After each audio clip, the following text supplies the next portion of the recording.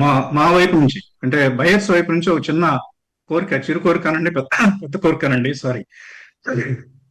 ఇప్పుడు గతంలో మనం కమాండ్ షేడ్ ఉన్నప్పుడు వైఎస్ఆర్ గారు ఆ, ముఖ్యమంత్రిగా ఉన్నప్పుడు ఈ 1200 square feet and below affordable housing కి సంబంధించి మంచి ఒక రాయితీ ఇచ్చారు. అంటే స్టాంప్ డ్యూటీ రిజిస్ట్రేషన్స్ లో స్టాంప్ డ్యూటీని మినహాయించారు. 5% వరకు మంచి బెనిఫిట్ అది.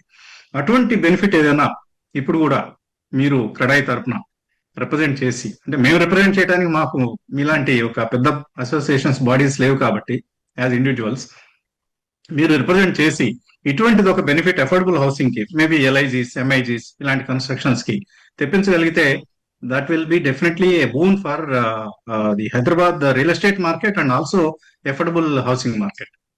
100%. మేము ఆల్రెడీ ఒకసారి రిప్రజెంట్ చేయడం జరిగింది. గత కాంగ్రెస్ గవర్నమెంట్ లోనే చేశారు. మీరు మళ్ళీ ఒకసారి ఇట్లా ఇస్తే బూస్ట్ అవుద్దని రిప్రజెంట్ చేయడం జరిగింది.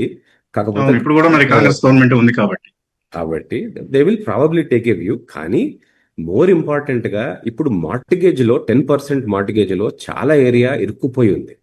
అదంతా built-up area, ready built apartments కూడా చాలా ఏరియా ఉంటుంది. ఓసీకి రాకముందు 10% స్టాక్ లో ఉంది. అది మేము రిప్రజెంట్ చేయడం జరిగింది.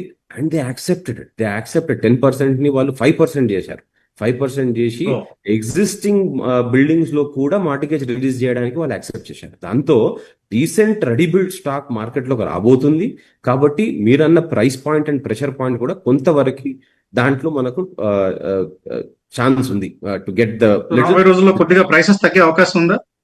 కొద్దిగా సార్, కొద్దిగా తగ్గుద్ది. కానీ at the same time as a builder I always say that prices will not go down.